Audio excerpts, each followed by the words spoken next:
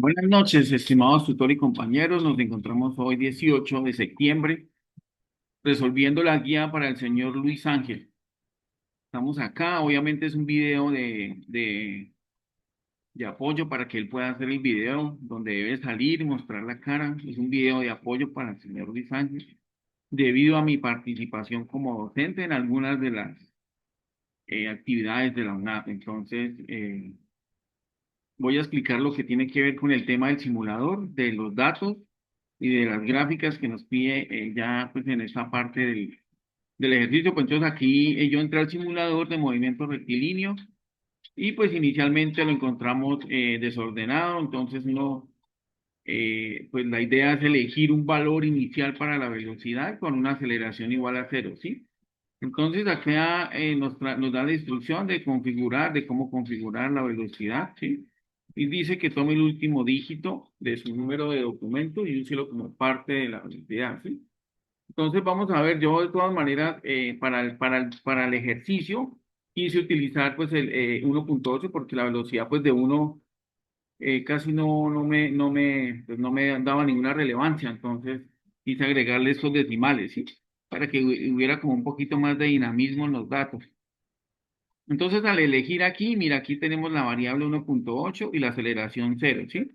De resto ajustamos los vectores, cómo queremos los vectores, cómo ajustamos el suelo, si lo hacemos un poquito más pendiente o no, la posición inicial, dónde quiere que inicie, si inicia en un valor negativo o positivo para términos de operacionales, ¿sí? Entonces aquí vemos que pues para este caso me dice escoja para colocar su propia captura de pantalla de la simulación.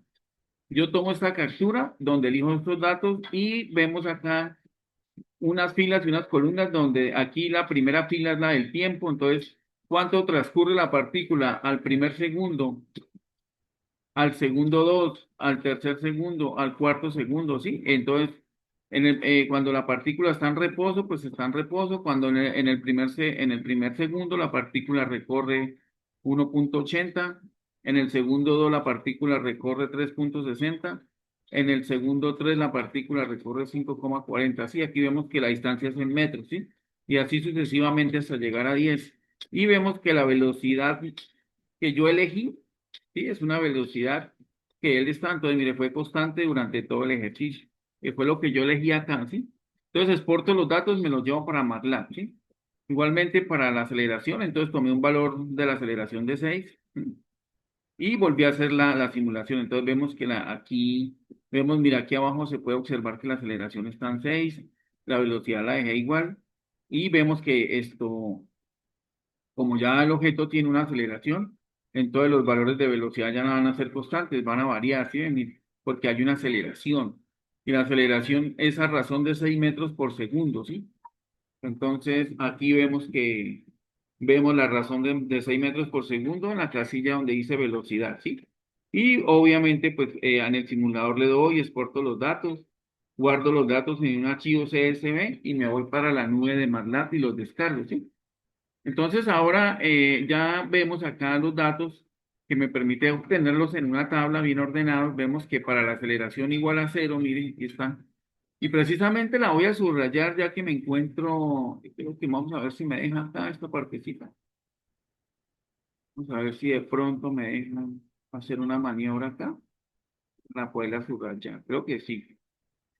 Bueno, entonces vamos a ver si primero la ponemos en negrita y después la subrayamos, creo. Listo, entonces ahora sí.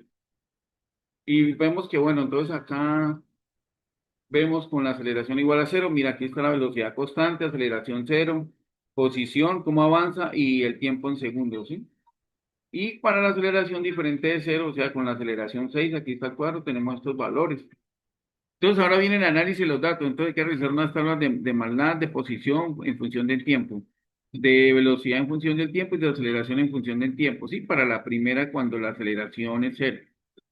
Entonces vemos que acá la aceleración es cero y cuando es tiempo por distancia vemos que se genera una diagonal, se corresponden los valores, se corresponden en la diagonal, vemos a razón de 2n o cada par, entonces vemos que hay una relación de esos valores para la primera aceleración, distancia versus, para la primera gráfica, distancia versus tiempo, ¿sí? Después vemos tiempo, ves velocidad, vemos entonces que la partícula estaba en 1,8 la velocidad.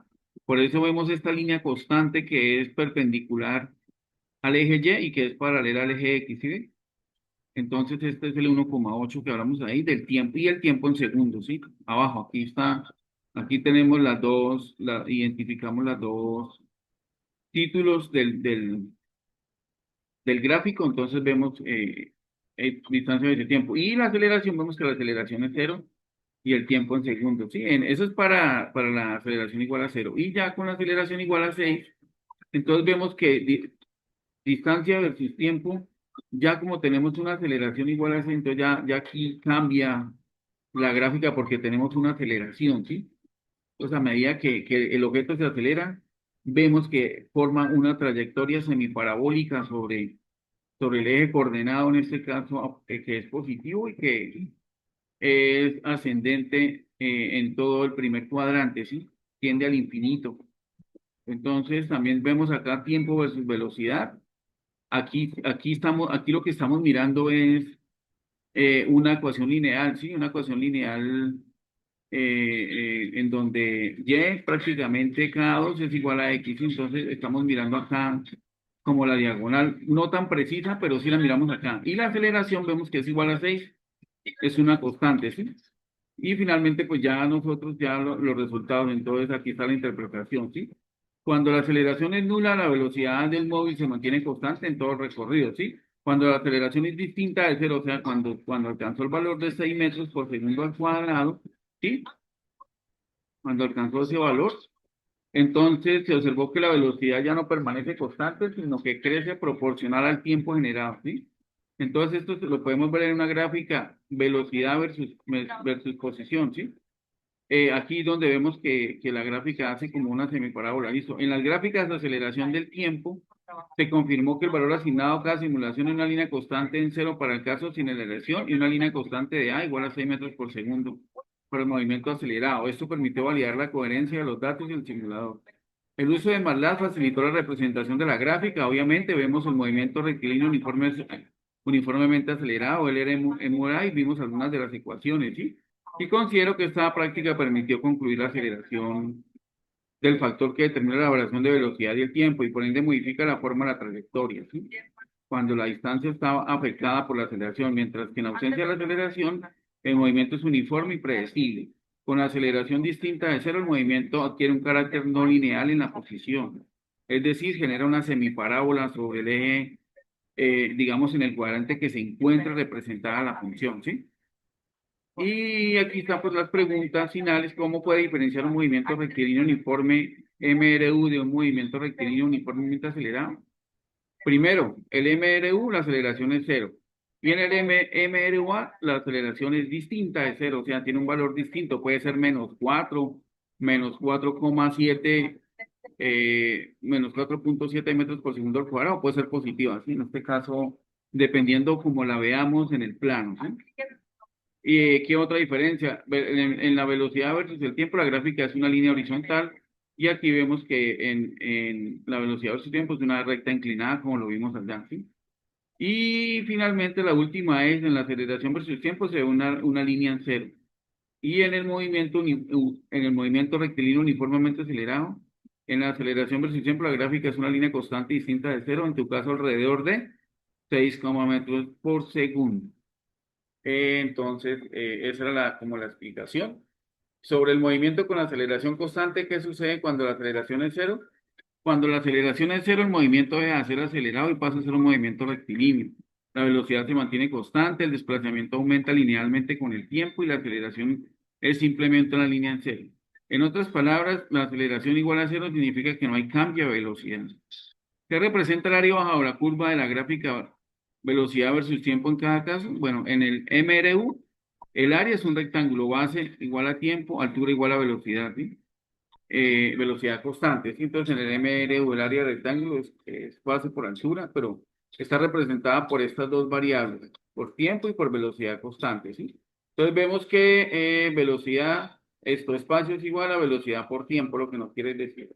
Y en el caso del movimiento rectilíneo uniformemente acelerado, El área es un trapecio porque la velocidad aumenta, ¿sí? Entonces ya, pues ahí miramos a ver qué tipo de, digamos, de cositas caben ahí debajo de la curva. Podemos hacer por la suma de Riemann, la podemos hacer por la integral, calcular un área muy pequeña. Aquí nos dice que un trapecio, muy posiblemente, sí, porque la velocidad está aumentando en este caso, ¿no? Por tener una aceleración. Entonces, pues aquí ya pues hacemos el video, entonces espero como haberme hecho entender un poquito y bueno, no siendo más, nos estamos hablando.